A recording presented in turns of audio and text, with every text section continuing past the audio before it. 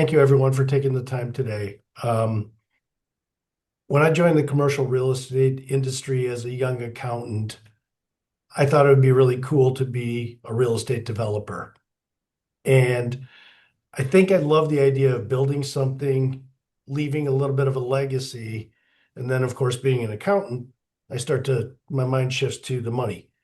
And so, if you look at a traditional development of, say, 300 units, and it costs $250,000 a unit to build, developers generally get 3% of that total cost as their development fee. And they get that kind of win or lose on whether it's a good investment or not. So, and then on top of that, if it performs well, if they've timed the market right, picked the right location, built the right product for that moment in time, and the investment itself does well, they get incentive fees and they can make a lot of money. And that's why one of the theses that we'll kind of found our conversation on today is that developers love to develop. But this isn't about developers, it's about real estate cycles. So I'm going to take you back to Econ 101. My undergrad, I was an econ student as well as an accounting student.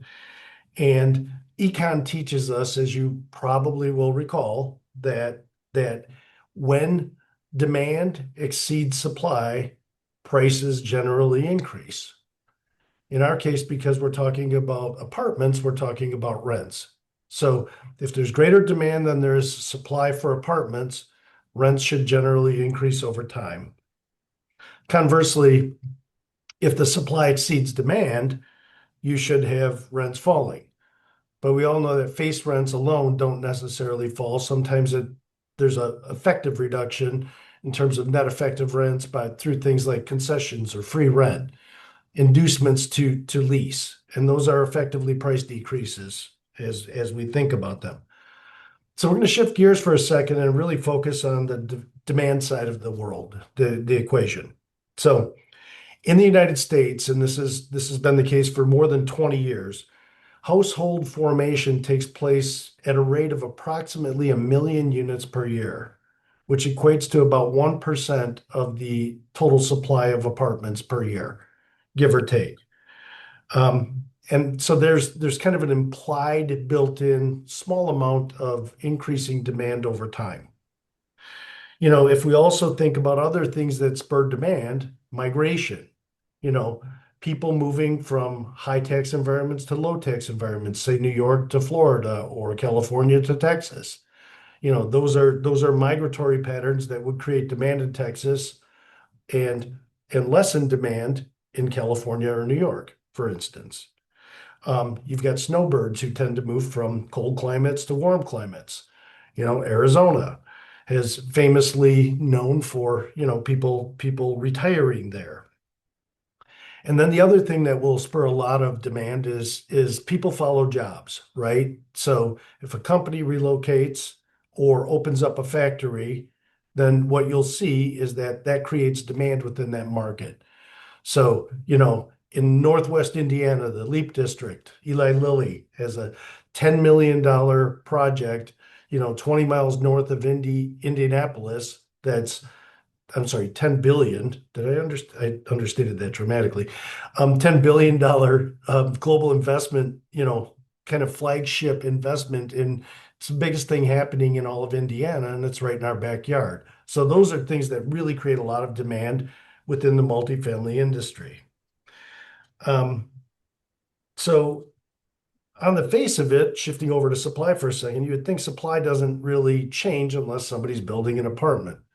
But that's not really true.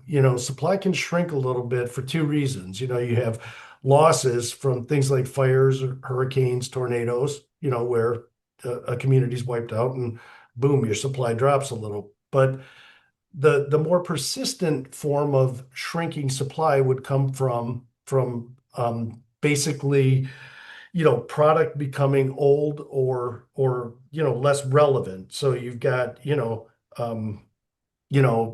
becomes obsolete, people don't want to rent there. That's effectively a form of shrinking supply. But obviously, the biggest mover of supply is new development. So the next thing to really think about is what does it take to build a new apartment community? Well, obviously it takes money, you know, and about 60% of that comes in the form of a construction loan, give or take, sometimes a little more, sometimes a little bit less. And the other 40 or so percent comes from equity. And the equity isn't going to be there because investors like yourselves aren't going to really want to invest in a project unless they think they're going to get a good return. So in today's market, to attract new capital, the project has to underwrite or pencil to about a 20% return, give or take. And really, for what it takes for that to be the case with a new development is you've got to have rents that are high enough to offset the costs and create an effective, yield on that investment, which means that demand has to have done its job either through inbound migration, population growth, new job formation in an area, et cetera. And and then the costs have to be measured. And when you think about the costs of building an apartment, most people think, okay, what are the costs? I've got lumber, I've got, carpet, appliances, I've got, all the electrical and the plumbing and the labor that it takes to build that. But another big factor in the cost is interest because this is a non-income producing asset throughout the development period, even through lease up, where you have to carry that, and people refer to that as the soft costs of a development project. So the soft costs, of course, are a major component of what it takes to really underwrite the cost of doing a new development. And when interest rates are relatively high, it takes a little bit more lift to in rents to offset those high interest rates. And we'll get back to how that kind of affected the local markets very recently here. So looking back at 2022, we're coming out of the pandemic, and to kind of restart the economy, the Fed really effectively dropped interest rates, towards zero. I think the federal funds rate got down to like 0.8%, which is effectively zero. The economy had been frozen. They were trying to restart it. There was certain pent-up demand, but then something else happened.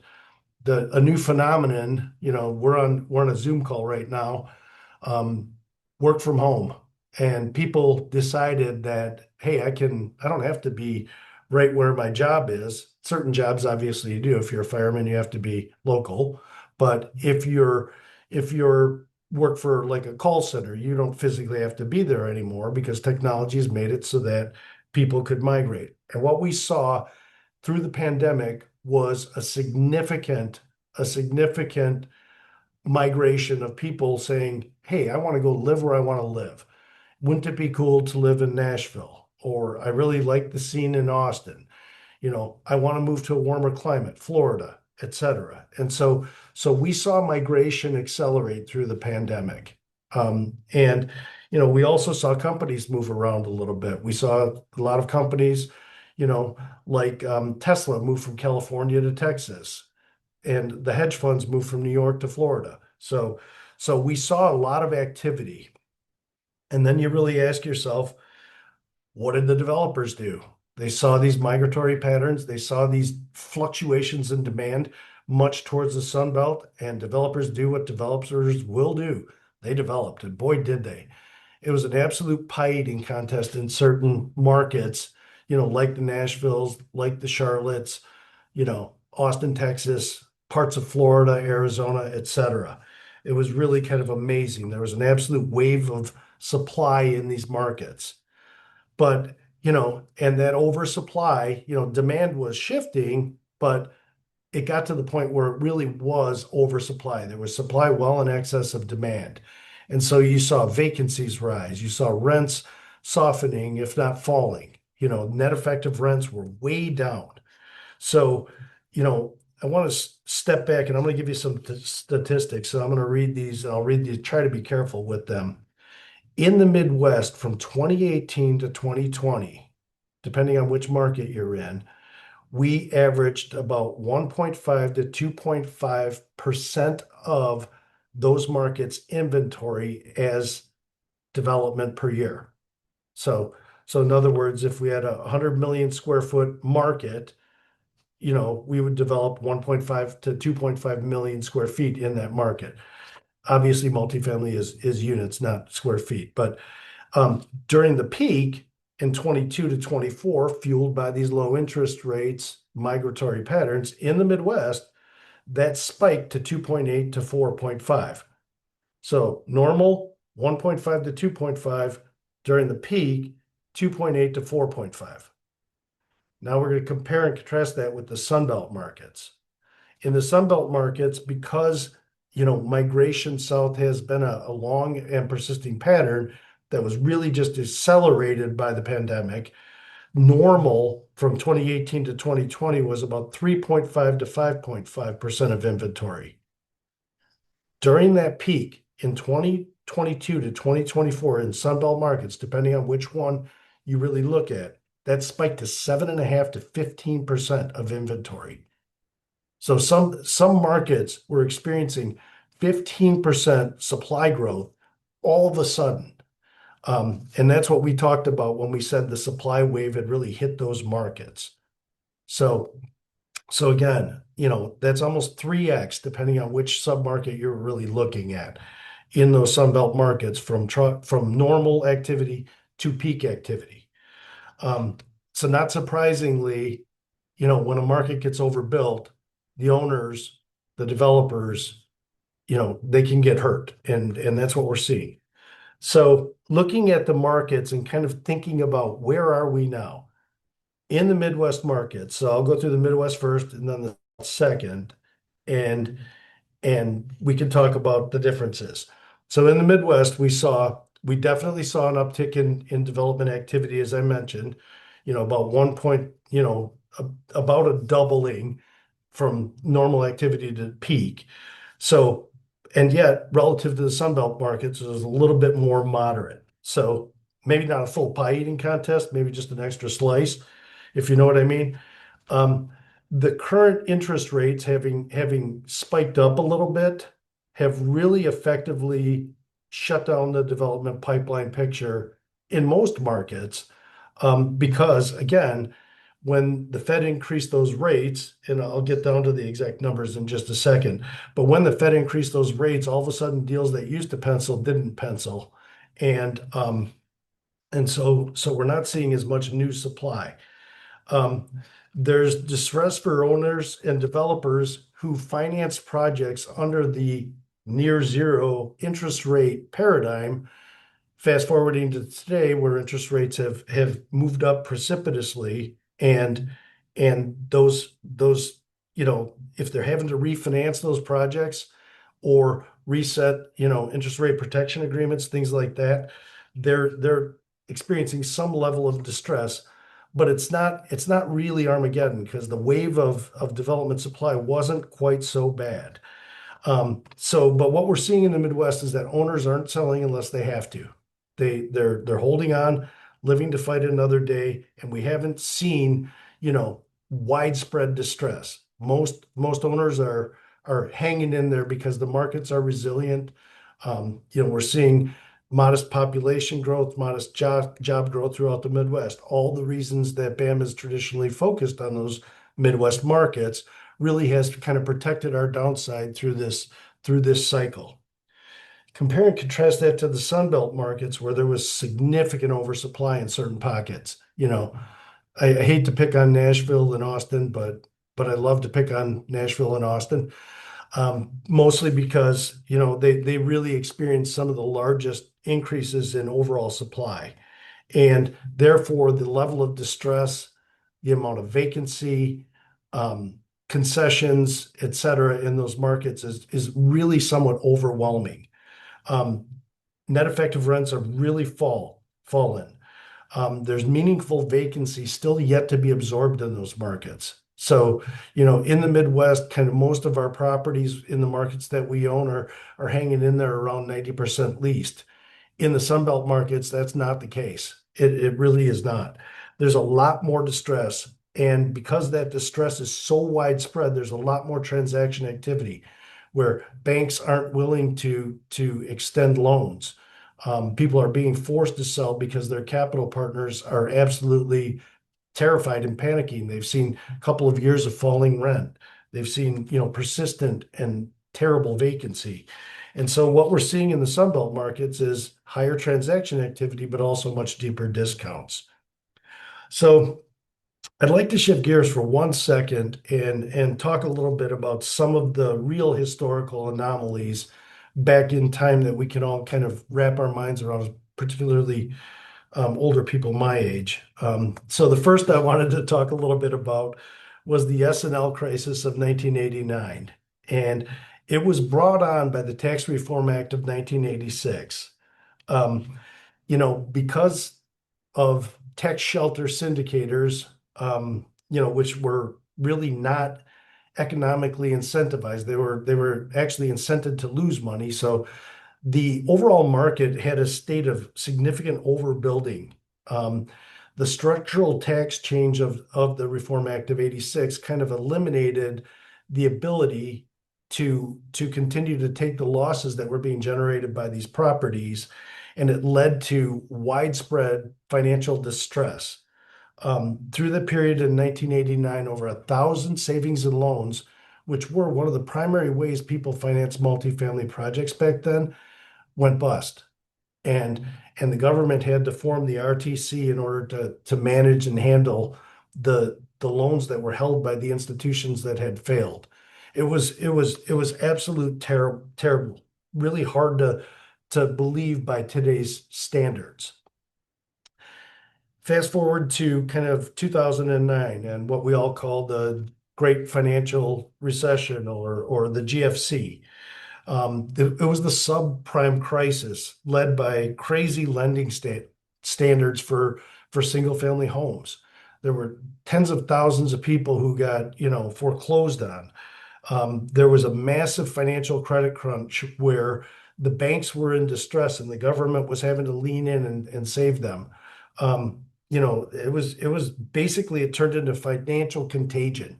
It was an absolute mess that we can all kind of reflect on and identify with, because most of us, were aware enough of what was happening in the general markets. Um, Compare and contrast that to today. And, if you think of our situation today, I don't think it's anywhere near as bad as the S&L crisis or the GFC, but in certain markets, it kind of looks and feels like it might be. So coming out of COVID, we had, as I mentioned, artificially low interest rates, and they increased at a historically fast rate. So back to the stats. The absolute bottom of the federal funds rate was 0.8%, and that was in February of 2022. Just 17 months later, that same federal funds rate had increased to 5.33. Most of that increase took place in the first 10 months of that 17-month period. That's unprecedented. It has never happened in history where the federal government felt the need to increase rates that quickly. And as you can imagine, it kind of paralyzed us, because it wasn't that the 5.3 was so dramatically high, particularly from a historic perspective. It was just the rate of change that surprised people. We got used to and comfortable with really low historic interest rates. And then all of a sudden it was like, no, back to reality, and I would say today's rates are definitely too high. I think we would all agree that we could use a little bit of relief. Um, the relatively higher rates has put a little downward pressure on property values, and and it has really hurt cash-strapped owners, particularly owners who are forced into situations where they have to refinance today. Um, our current situation isn't as dire as the S&L situation or the GFC, but I think in certain geographies where that overbuilding really created a tremendous oversupply, it really might feel like that. Again, some of those Sunbelt markets where it was just, a frenzy and a wave of supply, that even an increased, inbound migration couldn't offset. So one of the common things about the S&L crisis, the GFC, and I believe about today, is that each of those disruptions really created amazing buying opportunities for people who are well capitalized, didn't exhibit the fear that was in the market, and and saw the opportunity thinking, okay, this is going to be at least somewhat temporary. Now, sadly, as much as we all kind of came out of 2009 and saw that the people who invested in 2010 crushed it, there's still fear. And what it's done is it makes it really hard at times where there's dislocations in the market to actually raise the money from institutional investors, from individuals. And unfortunately, I think a lot of people don't take advantage of the opportunities that are presented. Um, I think most of us at BAM believe that this is a really great buying opportunity, but real estate is still a local business. And you know, I don't think that what we're seeing is that the opportunities are evenly distributed. So if it's a bad time to sell. Generally, we believe that because, you know, we think that the oversupply hasn't allowed us to enjoy rent increases because we're still absorbing and burning off concessions, things like that. Um, but it's a good time to buy if you can find opportunities. Um, these opportunities are not evenly distributed in certain markets where people are forced to sell. There's tremendous discounts. In other markets where people are generally able to hang on, sometimes and primarily our core focus markets like the Midwest, we're not seeing enough transaction activity. We're not seeing markets, or we're not seeing properties that are brought to market clear at sensible pricing. It's still a little bit overpriced in the Midwest, in our opinion. And so again, those opportunities are not evenly distributed because the amount of comfort or distress in the local markets is also kind of dispersed differently in Sunbelt markets versus the Midwest, or in certain, really small micro markets of the Midwest. And yet we believe that disciplined sponsors who really understand the supply demand fundamentals of what's happening in their local market will be able to create some amazing buying opportunities for their investors. So that's where we think the market is today. For the conversation. Hopefully there's little bits and pieces that you picked up across the board on that. If you have questions that you want to answer, you can raise your hand, come off, I can call on you and you can come off mute and just ask Jim, give a little bit more context than maybe we can give through the chat, answering in the chat. So who wants to do the hardest one and go first?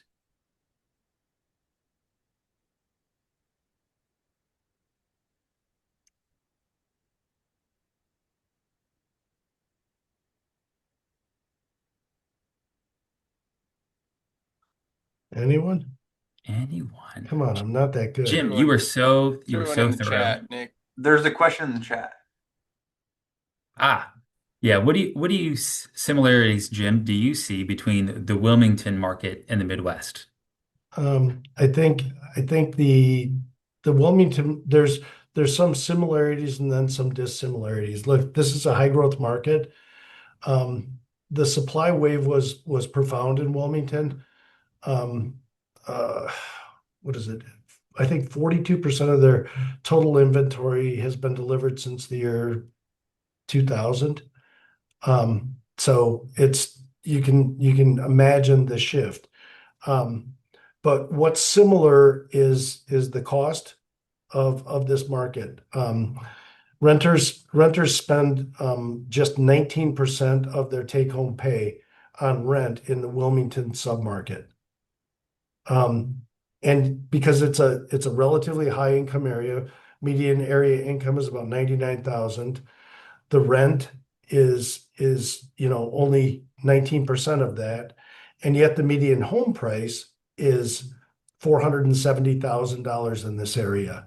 And so it is 51% cheaper to rent than it is to buy in this particular market. So that's one thing we look at. We always look at schools, as you mentioned. We're looking at newer built garden style apartments, which this checks the box. super high quality developer on this one that we've done business with before. Um, Wilmington's a market we've been following, or the Carolinas generally, but for more than 5 years, we've been studying these markets, and because there are similarities. And yet, we understand that with the amount of inbound migration, the development pipeline eventually will rev up again. And so, you know, this is it- this market is a little bit different because I think the long-term prospects of it becoming overbuilt again, it's possible, and we're going to be really mindful of that and watch it closely. But yeah, we really like this as an entry point into a new market. So,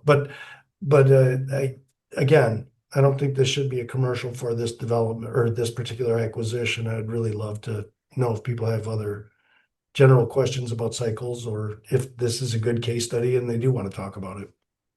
Mhm. Jim, this is Kent Brailsford in Knoxville, Tennessee. It can, Question, you had indicated that the Midwestern developers and owners are trying to hold on. Is yeah. is that what's kind of making you look outward beyond your traditional territory? Because there's not Yeah. as many buying opportunities because they've entrenched themselves and are digging in? Well, the Midwest owners, developers, and investors didn't experience as much of a wave of supply. And so they haven't had as much vacancy or downward rent pressure as some of the Sunbelt markets that we kind of discussed. So they're actually a little more able to hold on. I think lenders also are looking at the same data and they're willing to kind of give them a little more leeway. Whereas, if you're an owner in a market that's experienced massive vacancy and it's going to take a long time to absorb that, the lenders are also a little bit less impatient or less patient. And so I think generally all buyers are trying or all owners are trying to hold on right now. And that includes the one in the Sun Belt, the owners in the Sun Belt, but but in not in every case are they really able to. And it's really the severity of the situation that really has created the difference. Does that make sense? Okay, good. Absolutely. Sorry about that. Can Yeah, I? no, Uh, yeah. so, are banks actually coming to BAM at this point and saying, "Hey, we've got one that we're feeling shaky about. You guys want to take a look at this?" Generally, before it gets to the point of the banks getting involved, if an owner's in danger of being foreclosed on, they're going to try and sell it, and they're going to try and sell it above the loan balance to recoup some of their equity capital investment. Um, we recently bid on one that was in true foreclosure, and you know, we weren't successful because we were trying to be really disciplined about it. We knew that we'd be inheriting a mess, and somebody else was just a little more bullish and really kind of blew us out by more than we expected. But we are seeing a more of that sort of activity. More so in markets, less less frequent in the Midwest markets and a little more frequent in some others. Um, so yeah,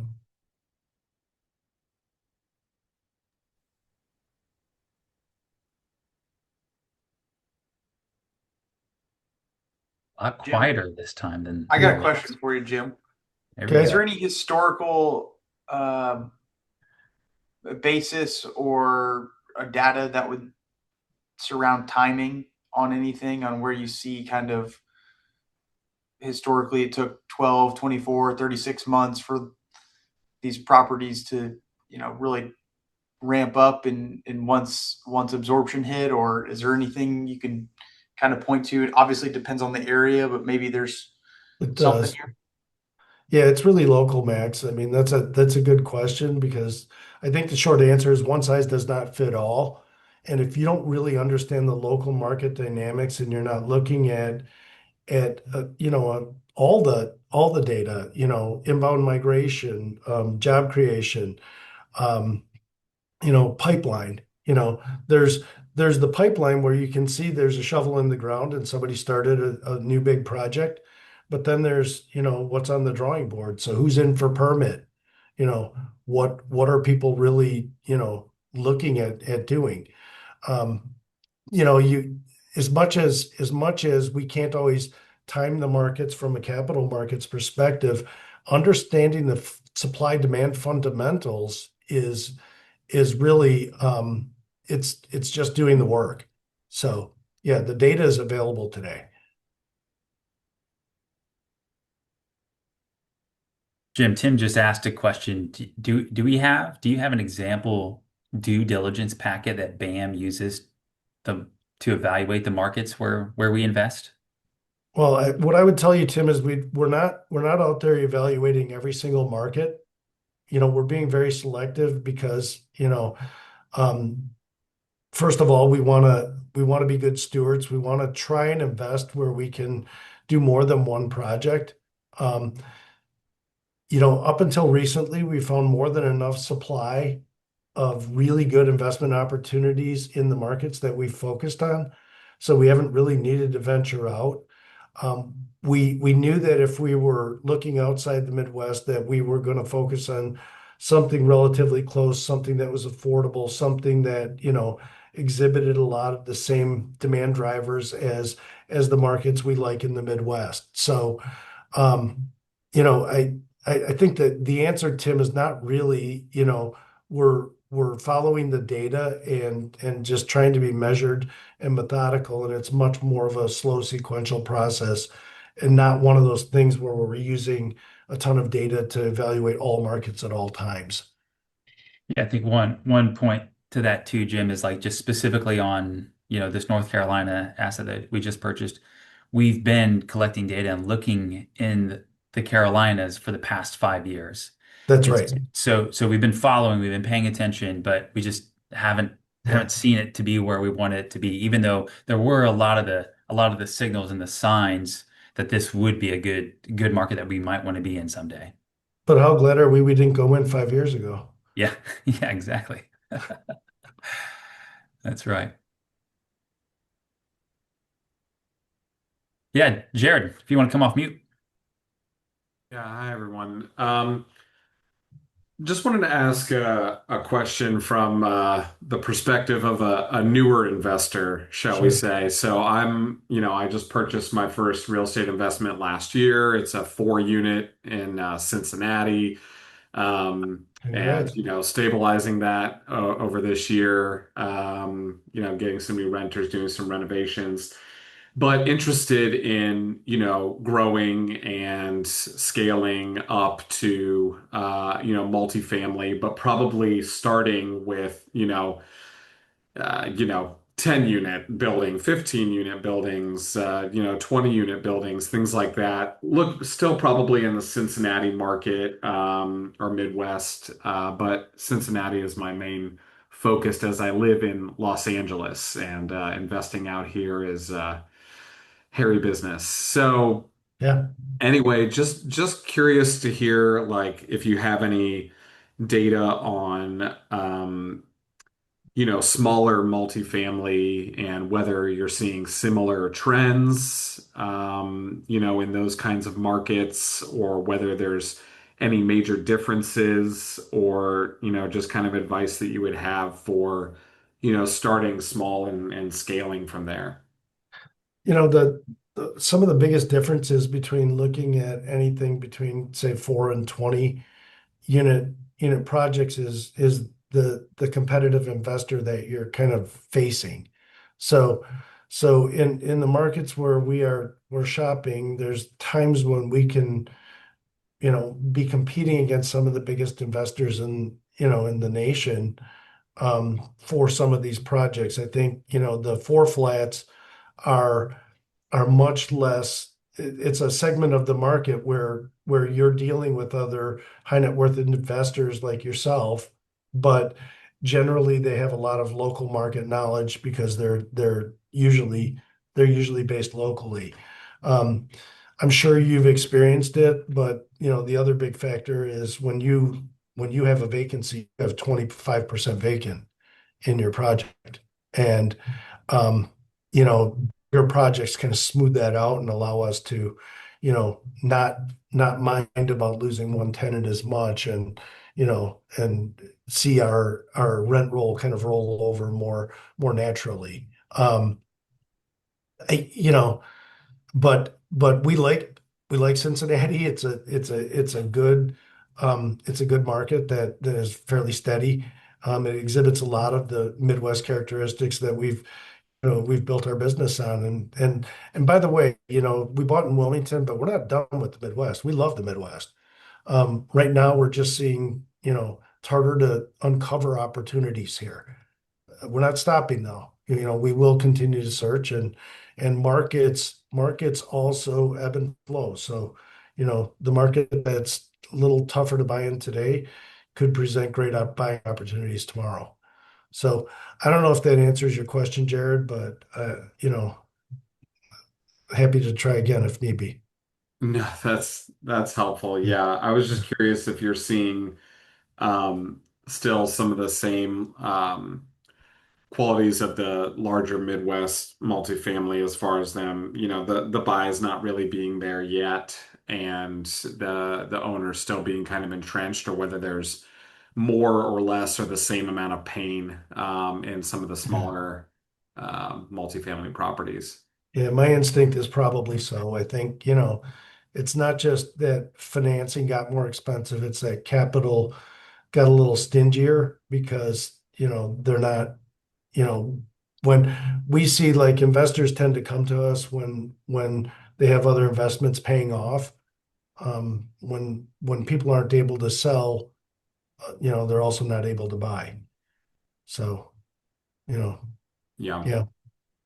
Okay. And I have a second question, unless anyone, I don't really mean to hog the mic here, but I was just curious, there's been a lot of high profile uh, cases in the news recently of, syndications going bust, and um, a lot of high profile real estate investors that have big followings and, are Mhm. considered even gurus that are, going belly up on some of these multifamily investments. And so, and it seems like for some of them, it's like they did everything right, from at least from the outside, it seems like, they're going about it the right way, and they just got caught in the market cycle and the wrong timing. So I'm curious, like, what do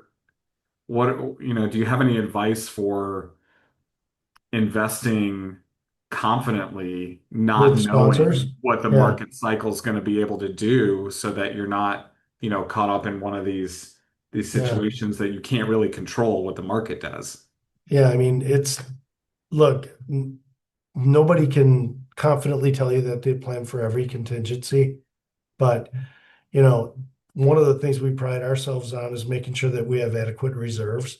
And the fund model also protects you a little bit compared to an individual investment because, if you buy only one project and pass the hat to your friends and family to raise the money and, you know, and you hit a rough patch, you have to go back to them for the capital, right? To kind of save it, unless you've built in adequate reserves, which people generally don't. Um, and then the other thing I would say is that so align yourself with people who've underwritten conservatively, have adequate reserves, and then the fund model itself is a little better because if you've got a couple of good projects and one that's struggling, they can kind of even each other out, so to speak, and help you mitigate that downside protection a little bit. So, Thank you. um, Great, great. Thanks, so Jim. we've got another question on the screen from Lisa. It's basically with the cost pressures and so forth that we've been discussing. Have we seen evidence of people cutting corners in terms of the quality of construction, et cetera? Um, Lisa, that's a great question. In our example of the 206 a door, which is, I think where your head was going. Um, it's interesting because one of the things we really do spend a lot of time underwriting is the quality of the developer. In the case of our project in Wilmington, we're buying this from D.R. Horton, which is one of the most prolific developers in America today. We've transacted with them before. We bought one other project directly from them, not just that they develop, but directly from them. That was a similar story where they had basically built it, stabilized it, and then were selling it. And their quality is phenomenal. And in our diligence, we don't just send our acquisition guy in to look at the counters and the cabinets. We actually send our construction team in as well. And we can tell you that this is a really well-conceived project. It's got a lot of strong amenity base, but really high-quality construction. I wouldn't say it's condo quality. People throw that around too freely, I think, but it's super, super nice. Granite counters, soft close cabinets, dovetail construction, et cetera. And based on our experience with them and what we see in the project, we have no reason to believe that this one is suffering from that. Yeah, There great. have been a handful of situations where we've seen developers not do it the right way. And so far, we've been fortunate to identify them before we've purchased, and either avoid it or get a credit at closing to compensate us to fix it. But generally speaking, we really only look at top tier construction. Yeah. Lisa, you had raised your hand. Is there any more to that you were looking for? No, no, it just took me a minute to figure out how to raise my hand, so I put it in the chat. But no, that does answer the question. I've personally seen quite a bit of substandard quality in the newer builds that I've been looking at, but it doesn't necessarily mean that they're bad properties. It just means that it might cost a little bit more. You might have more Yeah. frequent maintenance costs, Yep. maintenance issues, and I was just wondering how you're factoring that in. But that's Well, very helpful. Your response is great. yeah, we definitely consider that if they use the cheapest possible carpet, we know that we're not going to be able to clean it 3 times. We'll have to replace it after one, and so on and so forth. So yeah, there's no question that that's a factor. Yeah, great question. Thanks, Lisa. Steve, Thanks. you put a question in the chat a little bit ago, and so the couple questions here, Jim. Do you buy a project with your own money first, then syndicate it out, or do you need syndicated funds to close the deal, and then do you keep any of your own funds in each deal? Great questions. Our general partner position in every one of our investments is 10%. So first and foremost, we are aligned. We do have skin in the game, and so in terms of how we do this, if you're a repeat BAM investor, you know that we're raising money for our funds as we go. If we have a lot of conviction on a project and we haven't raised all of the money, we'll use a credit facility backed by our founders to take that project down with the idea that we know that if it's a good project, we'll raise the money. So in this case, we've raised I don't know what, about 30% of the overall capital, Nick, and Yeah, on this specific project. yeah, Yeah. yeah. Yep, that's Yeah, right. but we've Yeah. raised about 30% beforehand, which creates an opportunity for people to come in and, invest in the fund with this asset plus the other two that we've already acquired. And it's we think it's a model that, gives people the opportunity to see what we're doing. Are we actually buying the stuff we told you we would buy instead of you giving us the money and then just hoping we do what we say? Thanks, Steve. Andrew asked just about a few downsides that BAM protects in underwriting. You said there are many ways we can outperform the underwriting. Just what are a couple examples that we Well, might in be this, looking at? yeah, in this particular case, our downside protection comes from the basis, and a deep understanding of what's happening in the market. So we know that we could never build this project for anywhere near the price at which we're acquiring it. We've protected our downside in our financing scenarios. We're not over leveraging it. We have interest rate protection agreements that will protect us if interest rates rise. Um, again, we have adequate reserves built into our underwriting model and into the fund itself. So, we're really excited. We we underwrote a much longer stabilization period for the project than we actually think we need. Right now the project is it's a little over 75% leased. These are first generation leases because the project was recently delivered, so it's kind of in lease up. We are told that they will be 85 to 90% leased by the time we close. We didn't underwrite that. We were much more conservative. We are underwriting that, our resident retention will be strong, but not perfection. And we're also looking at a reasonable period of time to get out from under the concessions that people leased the project in the first generation leases. So when a project like this is delivered, it's customary to start out with a month or two of free rent in order to really generate activity and get the thing going. And as those leases roll over, there's a little higher rate of turnover with those tenants because, they really like that discount that they got. But we think this is a good enough project and, we were conservative with our underwriting assumptions, suffice to say. Yeah. So, you know, on the exit of this particular project, we've underwritten what we think is a very, very conservative exit cap rate. So particularly not just given historic norms, but given recent examples in the market. Yeah. Greg, Kent, I see you came off mute. I'm assuming you got another question. Yes, sir. Nick and Jim, since the blood is in the streets in Nashville and Austin, are you looking in those markets, or is it just too much damaged goods there? It doesn't really exhibit the right affordability level for us. Those markets have become really expensive, Ken. And so one of the reasons we like affordable, um, not to be confused with affordable housing, but we like a healthy rent to income ratio is because if people are comfortable paying the rent, they're less uncomfortable when we raise the rent. If you go to a market like Nashville, Chicago, where it's $4 or $5 a foot a month, um, you increase the rents and people really feel the pinch because they were already stretched a little.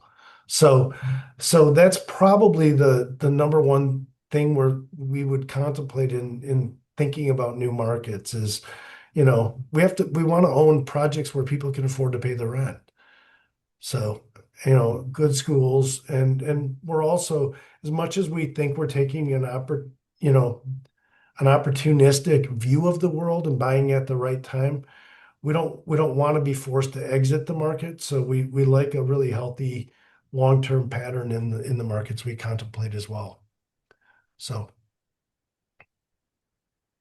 Interesting you use that phrase though, Kent, because I don't think you explicitly said that, Jim, but that I think that's we've what we've talked been, about it. Yeah. we've been just hearing so much more of that, and the opportunities are going to be great for anybody that is in the position to buy. You don't want to be a forced seller, as Jim said, but now it can be such a great buying opportunity. It's just where. All right, we're going to take one more question because it's 12:57, and then we'll wrap up and get y'all out of here. So, Kim, thanks for your question. Do you believe the pain owners are feeling in Nashville is also felt in the outer markets and suburbs in that area, Clarksville, et cetera, et cetera? Ooh. Okay, so back to my econ training. The markets, like suburban markets in any metro area. So you're thinking of the Beltway, right? Things outside the Beltway. It's a substitution effect, right?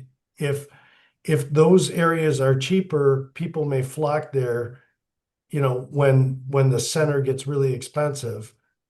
And then as rents rise in those outer areas, they might go back. So I think that there's a drag along effect with any major metro area, but I agree, Kim, it's probably less pain in those outer areas because they didn't have to compete and pay as much for the land. They, there probably wasn't, two projects that they could see from the development site itself going up. It was probably just a less impacted development wave would be my expectation. I haven't studied the market specifically though, but my instinct is some pain, a little bit less, but not completely less. Mhm. Great. Jim, thank you so much for My pleasure. sharing all the insights, info, answering all these questions. And thanks to everybody who's here and attended and your participation as part of the conversation. If you want to learn more, if you haven't just connected one-on-one with anybody from our team and you want to learn more, I just dropped our phone number to our line. So reach out to us. We'd love to chat, connect with you, or you can send an email to invest@bamcapital.com and we'll get back to you as soon as possible. We'd love to chat, share more about what we have going on, what our offerings are, and also just continue the conversation. If you're still in education mode, we'd love it to help you do that. And then if you're more like, hey, I have more like really specific investment questions about what your current offerings are, we're here for that as well. So thanks Absolutely. again for everybody for coming. And we're gonna have, oh yeah, I should say this. We're gonna actually have a webinar specifically dedicated to this new asset in August. Good So call. be on the lookout for that email, and we're gonna dive much more into it. We covered a decent amount here, but we'll dive more into it. We'll have a lot of pictures, more data around why we believe that this is such a great time to be buying in Wilmington specifically. So more to come on that in the future. Thanks so much, everybody. Thank you.